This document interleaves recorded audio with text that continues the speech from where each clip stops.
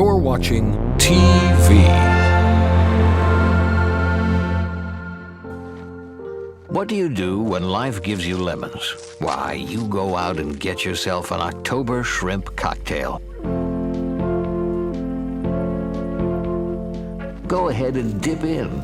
We're talking 31 days of neatly ordered shrimp hugging the edge of a chilled glass. Time is ticking on this special offer, and when you think about it, well, that's all that we have. These moments, one on top of the other, really separated by nothing at all, happening ceaselessly, without interruption. What do they mean? I am in awe of the order of this world, of the contradictions. The only thing you need to know to understand the deepest metaphysical secrets is this: that for every outside there is an inside, and for every inside there is an outside. And although they are different, they go together. There is, in other words, a secret conspiracy between all insides and all outsides, and the conspiracy is this: to look as different as possible, and yet underneath to be identical. Because you don't find one without the other. Like Tweedledum and Tweedledee agreed to have a battle. Note that, agreed. So there is a secret. What is esoteric, what is profound, and what is deep is what we will call the implicit. What is obvious and on the open is what we will call the explicit. And I and my environment, you and your environment, are explicitly as different could be. But implicitly, you go together. And this is discovered by the scientist when he tries, as the whole art of science is to describe what happens exactly. And when he describes exactly what you do, he finds out that your behavior is not something that can be separated from the behavior of the world around you. He realizes then that you are something that the whole world is doing. Just as when the sea has waves on it, well, right, the sea, the ocean is waving. And so each one of us is a waving of the whole cosmos, the entire works, all there is. And with each one of us, it's waving and saying, "Yoo-hoo, here I am." Only it does it differently each time. Because variety is the spice of life. But you see, the funny thing is, we haven't been brought up to feel that way. Instead of feeling that we, each one of us, are something that the whole realm of being is doing, we feel that we are something that has come into the whole realm of being as a stranger. When we were born, we don't really know where we came from, because we don't remember. And we think when we die, that's just going to be that. Some people console themselves with the idea that they're going to heaven, or that they're going to be reincarnated, or they're going to Summerland or something, People don't really believe that. For most people it's plausible. The real thing that haunts them is that when they die, they're going to sleep and never going to wake up. They're going to be locked up in the safe deposit box of darkness forever.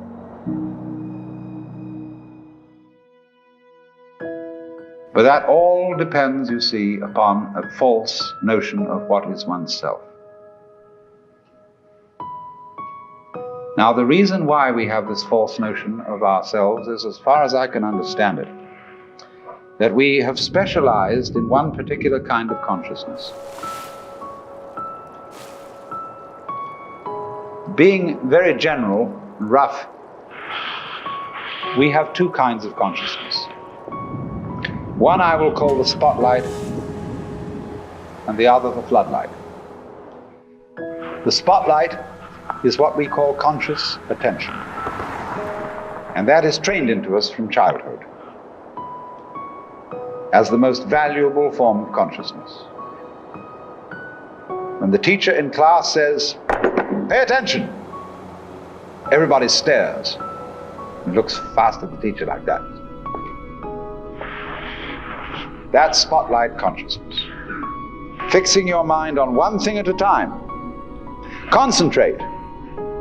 And even though you may not be able to have a very long attention span, nevertheless you concentrate. You use your spotlight, one thing after another, one thing after another, flip, flip, flip, flip, flip, flip, flip, flip, like that.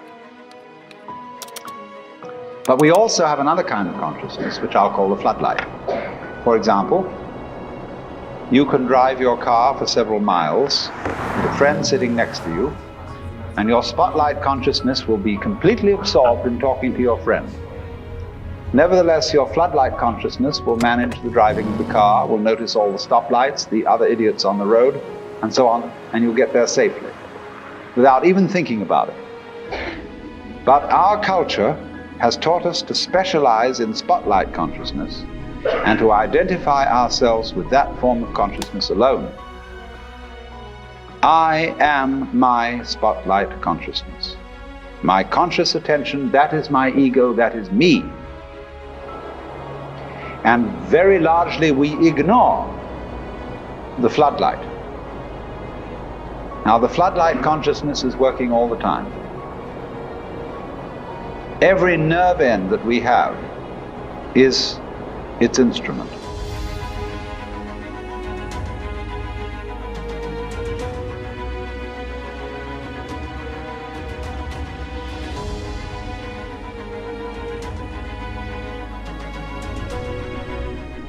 Now, because we have been brought up to identify ourselves with the spotlight consciousness, and the floodlight consciousness is undervalued, we have the sensation of ourselves as being just the spotlight. Just the ego that looks and attends to this and that and the other. And so we ignore and are unaware of the vast, vast extent of our being. People who by various methods become fully aware of their floodlight consciousness have what is called a mystical experience or a cosmic consciousness, because they discover that the real deep, deep self, that which you really are fundamentally and forever, is the whole of being. All that there is, the works, that's you. Just as a sun or star has many rays, so the whole cosmos expresses itself in you, in you, in you, in you, in you, with all the different variations. It dances with infinite variety. But every single dance that it does, that is to say, you is what the whole thing is doing. But you see, we forget it. We don't know. We've been brought up in a special way, so that we are unaware of the connection.